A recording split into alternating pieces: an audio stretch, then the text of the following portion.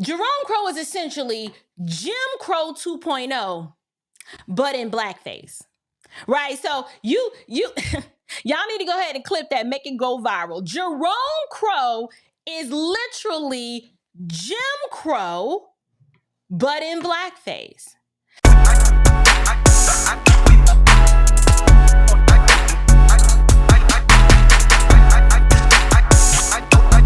You have a general idea of what we're going to be talking about tonight. So basically, y'all know me. I have this way with words. And tonight is one of those nights. We're going to be talking about this term that I call Jerome Crow. And we're going to talk about it in the context of a small business owner right here in my hometown. And I feel like I have to talk about it because I'm still in shock, but then I'm not. I'm kind of in shock that it happened, but then not really.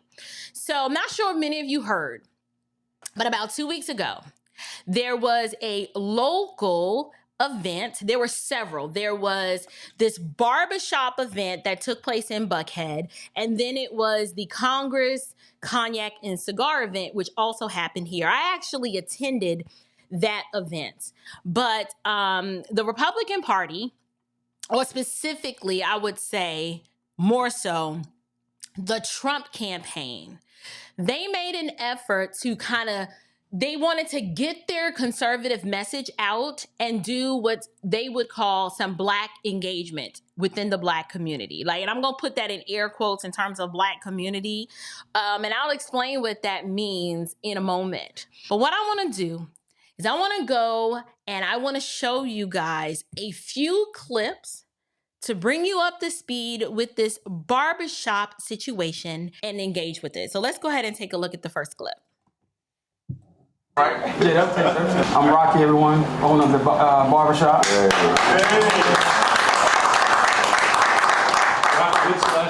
All right, everybody, listen, we want to welcome everybody to Rocky's Barbershop here in Atlanta, Georgia. It's a pleasure to be here. Let's be very clear. We're here to talk, obviously, about the 2024 presidential election, what President Trump means in terms of here in the Black community in Atlanta, but really all communities in Atlanta, Georgia, and throughout the United States. But before we get into any of the conversation, gotta introduce the owner of Rocky's Barbershop, Rocky himself. Rocky, how you doing, bro? How you doing? Okay, so before I let Rocky begin to speak, I just want you guys to, let's just take a little cursory examination of this setup, right? You got a barbershop, and this is a nice barbershop. It's got nice flooring. All of the seating and the chairs are uniform in nature. You guys, I'm a small business owner. Let me tell you, it is no small feat to build out your space, to buy furniture and appurtenances that all look the same. Like, you really have to invest in yourself to put your best foot forward and to present a business that people would want to come in and patronize. And this business strikes me as one of those, right? You've got nice mirrors on the wall. They're all the same. They're not like all mismatched mirrors. Nice little paint job of a nice bright orange color. And then to the left, I want you guys to notice up there in the upper left hand corner. I have to do it this way because mine is reversed. There's a sign, right? There's a sign right above Congressman Wesley Hunt, and it says Black Americans for Trump 2024. That would be the year of our Lord that we're currently in right now. And the sign is right there.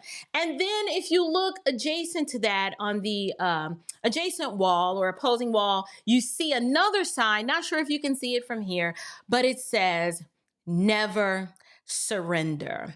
And you can tell that the never surrender sign is probably just part of his normal decor, his normal motif and the theme of the store.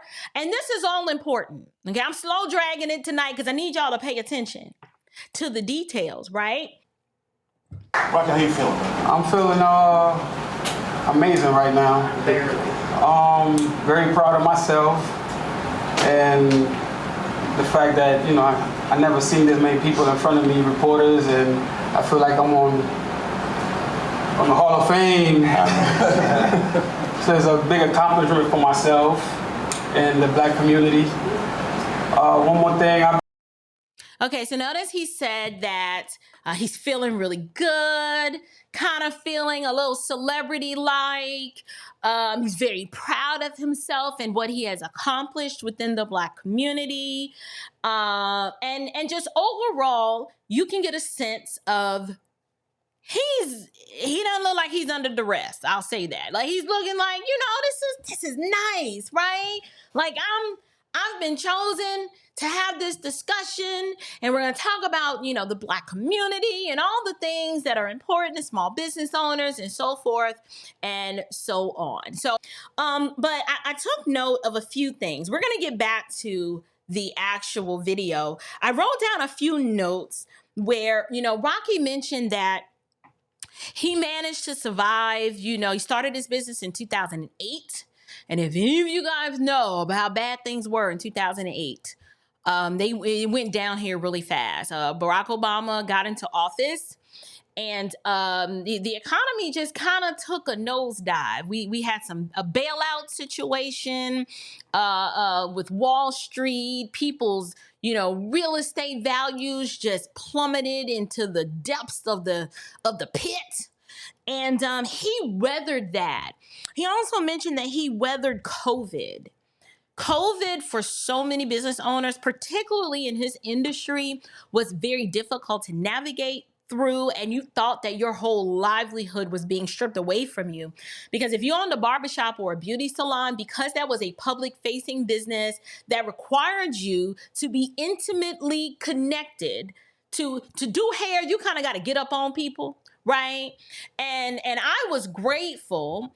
I have issues and disagreements with our current governor. However, I was very grateful for how he allowed this state to open up relatively quickly, open up safely, because he was interested in the flourishing of small businesses and wanted small businesses to make their own decisions and to be able to hedge their own bets in terms of mitigating their own losses and protecting themselves. Like, that's the American way. Like, for the government to come in and tell you what you need to be doing because they know what's best, yeah, that's not the American way. And so to hear Rocky mention the 2008 recession and to hear him mention COVID, for me, I was like, that's what I'm talking about. Small business owners, you have to be built different to kind of weather the storms of life. Because the storms of life, they do come. They will test your resilience. They will test your ability to really be like, are you really about this life? Or are you punking out?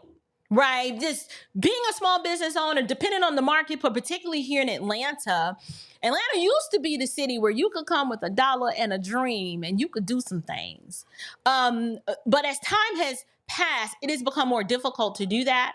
So when I meet individuals that have a story and they've been in business more than 5 years, and they say things like, I weathered the 2008 recession, and I made it, and I pushed through and triumphed over COVID, that is saying a lot.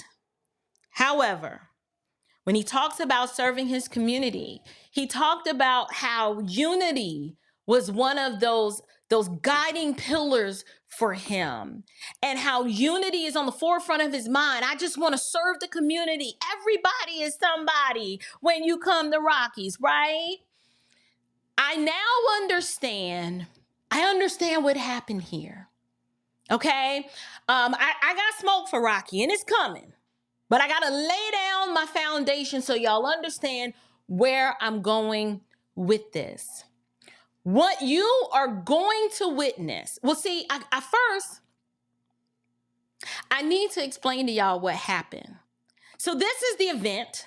That the last clip that I showed was the event that happened. And I just want to ask the chat, does Rocky look like he's under duress at all? Put a 1 if he looks like he's there under duress, and put a 2 if you're like, no, he looks like he's there of his own free will and volition. 1 if he's under duress, 2 free will and his own volition. Y'all go ahead and put that in the chat. And while y'all are doing that, I'm gonna move on to my next point. Because this matters, because the whole time he's sitting here in this chair, he's explaining how good he's feeling like a celebrity, right? There's no indication that he is there under duress. So with that being said, my commentary on this issue, for you to really understand what's going to happen next, and when I mean next, by maybe 48 hours after this event happened, after it was deemed a success, let me give you guys a literal history lesson. It's going to be short, but I got to break it down for you so you understand. I have the title of this video. What did I title it? I titled it how Jerome Crow, in essence, is coming for this Black business owner. And Jerome Crow is a term that I've coined to describe the behavioral construct that is the modern day equivalent of Jim Crow. Think about it this way. Jerome Crow is essentially Jim Crow 2.0, but in blackface, right? So y'all need to go ahead and clip that, make it go viral. Jerome Crow is literally Jim Crow, but in blackface. Because you see, the behavior and the activity of those who participate in the social construct of Jerome Crow, they function very similarly to the angry mob, that mob-like behavior of Jim Crow, except it's Black people who are the ones that are acting like the power-hungry tyrants who will bully anybody. They will bully anybody and everybody who doesn't fall in line with their oppressive, corrupt mob-type agenda. Just to refresh your memory a little bit, I need you guys to understand that Jerome Crow, no, not Jerome Crow, Jim Crow, that's the original, the predecessor of Jerome Crow. It refers to a time in history when there was legalized discrimination of Black people by white people on the basis of ethnicity. That's what Jim Crow was. And during Jim Crow, which was it was literally about the time of Reconstruction and beyond, you had torment and you had torture procured at the hands of the infamous Ku Klux Klan. That's the KKK. Y'all remember, right? Okay, so track with me. Now, this evil white supremacist group, spearheaded by the Democrat Party, don't forget that part, represented the most ruthless, y'all, they were the most ruthless organization of the Jim Crow era. And I hope you do realize that not much has changed. They've just changed the face of their key players, right? They've swapped out their white robes and their white hoods for the black bread pro-blackity black blacks who foment division, push destructive agendas, and who propagate false narratives, all to keep you outraged and angry at the expense of your own demise. This is how it works. Now, what is the point? The point is, y'all about to watch, y'all saw the first clip, y'all about to watch Rocky start singing a different tune. Take a look at this. Barbershop in Atlanta says he feels he was misled by a campaign event for former President Trump the day before the debate. Rocky Jones tells our Karis Belger he thought his Buckhead shop was just hosting a forum for Black businesses, but he says he never expected to fade into the realm of politics. To me, cutting hair is like an art. And smooth waves are not the only thing Rocky Jones wants his shop to be known for. We try to specialize in just giving good service to the community. As you can see, I've been here since 17 years and it's been good. Which is why he jumped at the chance to help other Black business owners get ahead. Started with a text, then it went to a call, because I was actually out the country. And just me agreeing to do a Black small business, round table. I thought it was like something real private. It was anything but. Rocky, along with black business owners from across metro Atlanta, crammed into his shop, along with Trump surrogates like Ben Carson. But it wasn't all shop talk. Thinking about black business in Atlanta, small black businesses in Atlanta. And I'm like, okay, so when are we going to start talking about this? He says a call from former President Trump during the event cut deep. Why is the ex-president calling somebody in my barbershop? This has nothing to do with small black businesses. And he was left with a lot more than razor burn. We had some calls. Thursday, we definitely got some calls, some backlash, some angry people that don't know me, and I have to deal with that. I have no involvement in politics.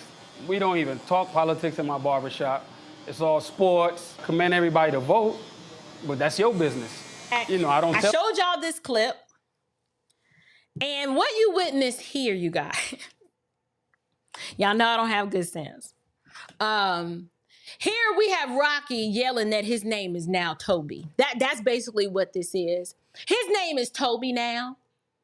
This man, through what little principle and integrity he may have had left, y'all, he literally sacrificed it on the altar of blackness, and he laid his crown down at the feet of Jerome Crow. Sure did. Y'all, this is so sad. This is so sad because I talk a lot on this channel about purposeful patriarchy. And what that means is that to be a man in this day and age, like, you have to stand on business. And you have to stand for what's right, even if you have to stand alone. Right? Like, literally what happened here, when I say Jerome Crow, they sent Stephen. They sent Stephen to go and tell Rocky, ain't no Rocky here, you Toby. And you're going to be Toby because we said that your name is Toby. This is who they sent. That's who they sent.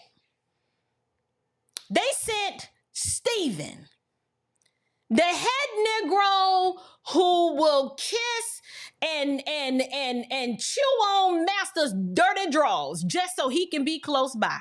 That's who they sent. Notice how Rocky said, I got some calls. People call, people who don't even know me, right? Don't know me at all. That's Jerome Crow at work. Take a look at it. This is the archetype of Jerome Crow. Don't he look a little bit like Clyburn from South Carolina? Look just like him. Don't make me do it side by side. Don't make me do it. I promise y'all, pull it up, put them side by side, and you be like, he do look like Stevie. Act like him too. Mm-hmm. That's Jerome. So this is to place a face with the concept. That's Jerome Crow right there. So I wanted y'all to see that.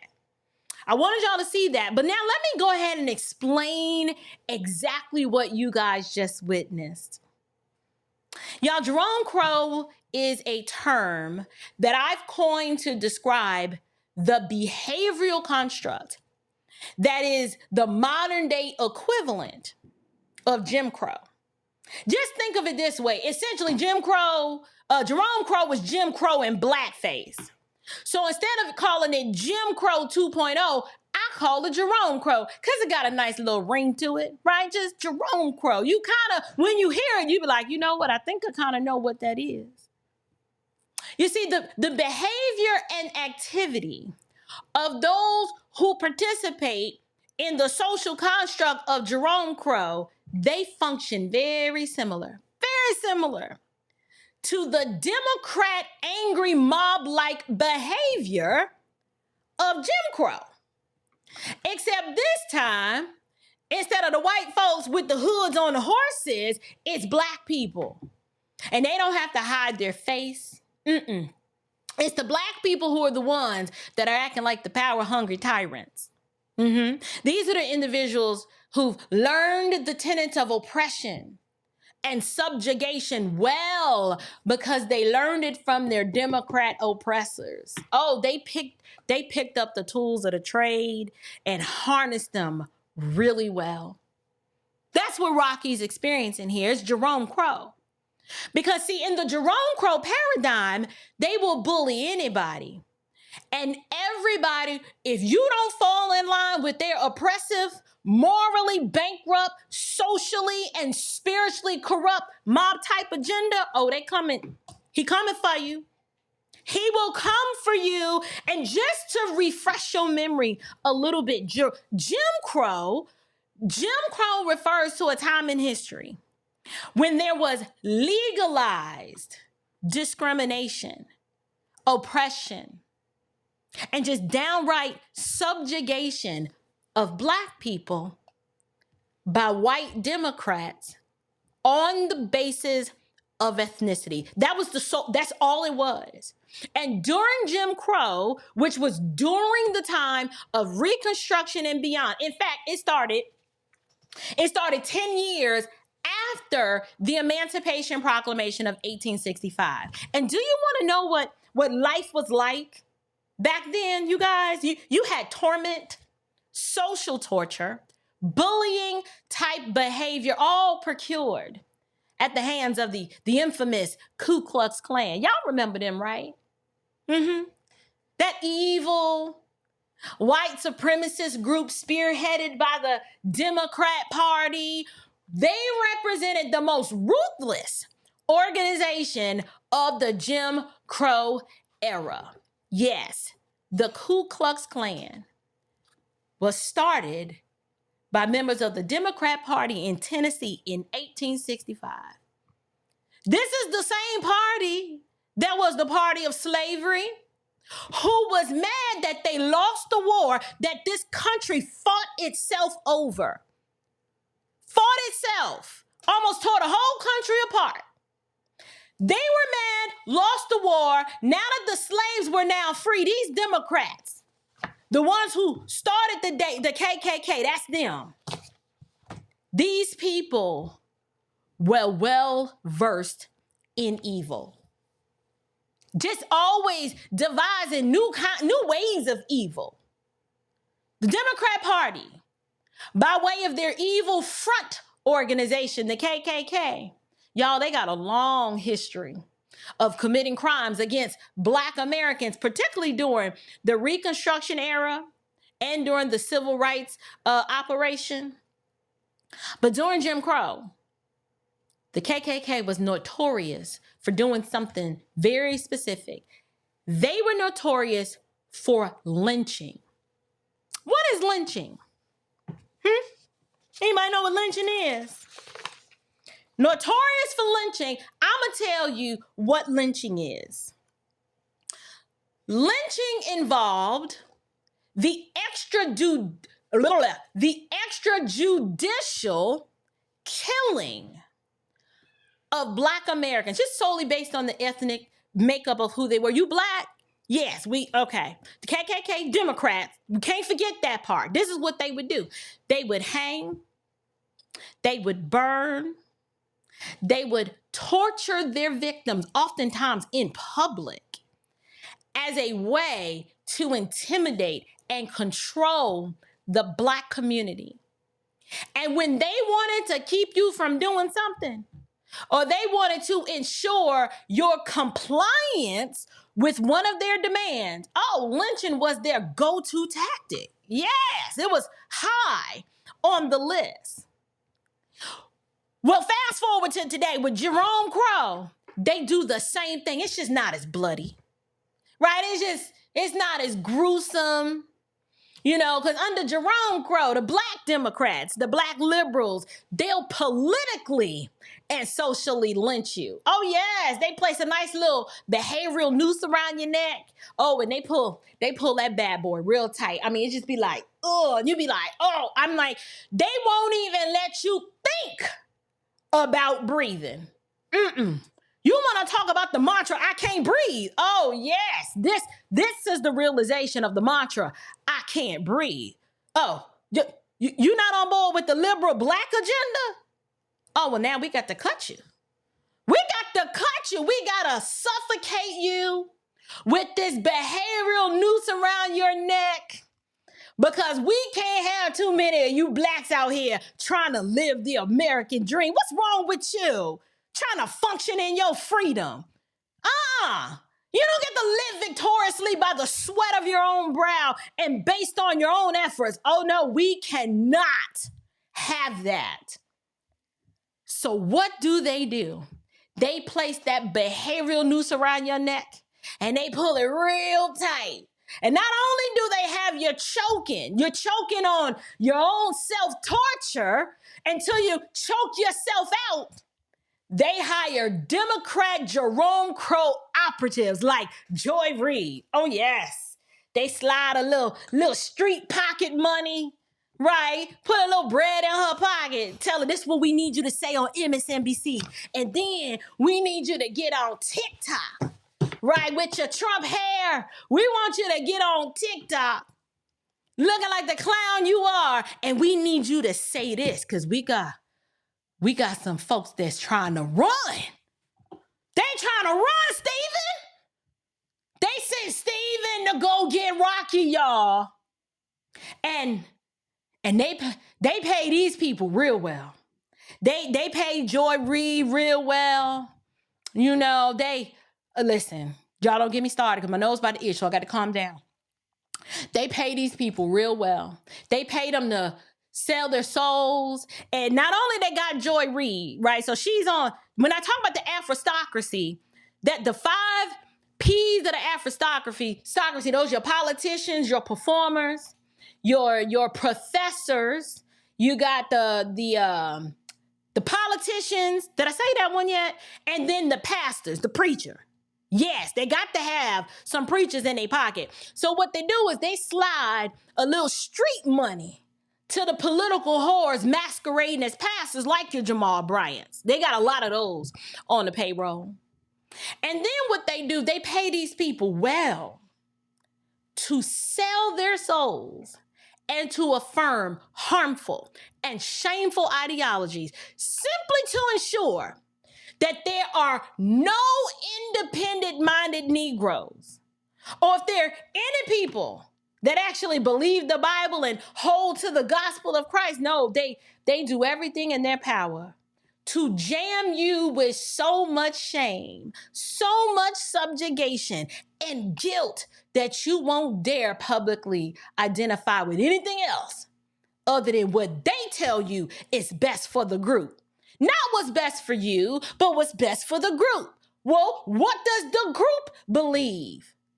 What does the group affirm? What is the group voting for and supporting? Whatever that is, forget about yourself. Forget about your own kids. They tell you how to think. You don't think for yourself. We tell you what you're supposed to think. Remember, you guys, blackness, it is a social construct that comes with rules and regulations. There are bylaws to this, you guys. And when you don't follow the rules, they have to punish you and give you your Negro wake-up moment. Isn't that how Charlemagne put it? Did you got your Negro wake-up call, Larry Elder? They get these black-boarded, pro-blackity blacks who, I get them all the time. They come into my comment section trying to intimidate me and silence me. Oh, you must have thought my name was Rocky. I don't think so. You must not know who my daddy is. And I'm talking about my biological daddy and spiritually. You must don't know who either one of those are. Because see, y'all, my biological father, let me tell y'all a little bit about Clinton. Okay, my father is deceased now. And he wasn't a perfect man by any stretch of the imagination. But one thing my father taught me was to stand up for myself and to stand up for what I believe in. So much so, y'all, I got kicked out of theology camp when I was 17 years old. How you get kicked out of theology camp? It's because I had to stand on principles and I had to stand on what I believed in, and they didn't like it, and they told me I had to go. And he lectured me when he had to come pick me up, and then when I told him, he was like, well, what did you do? Why did you get kicked out? And when I told him, he was like, well, I mean, they could have been. Did they really just expect you? I was like, They said that if I didn't go, what happened was, y'all, I didn't agree with this ordination of like this lesbian who had went out like the night before the party. And y'all, I wasn't even a Christian, but I was like, listen, I can't go to your ordination, girl. You ain't ready. So I respectfully told her, I was like, you know what? I'll stay in my dorm room. I'm fine. Y'all don't have to worry about me. I see y'all when y'all get back. And they were like, no, you have to go. It's a part of the program. I was like, well, no, I can't go. Anyway, make a long story short, I got kicked out. And my daddy had to pick me up. But one thing my daddy taught me was, I don't care who it is. I don't care who it is. And if they try to intimidate you, you don't punk out. You don't surrender to a bully. What you do is you put a bully in his place and then you move on with your life as if they don't exist. You don't surrender to them. You stand up to them and then you keep it moving. My daddy would shoot a Negro in the face if he had to, if you tried to come for him or for those he cared about. And so, you know, they say the apple don't fall far from the tree. But this apple right here, this little apple don't fall far from the tree. This little apple, I stand barely at 5'2". And I wish a Negro would. I don't negotiate with terrorists. Are you crazy? What I look like? I wish they would send him. I will tell him where to go so fast and how to get there. He gonna wish he had never met me. The fury of Clinton Charles would come out. They'd have to hold me back, y'all. I'm sorry. Listen,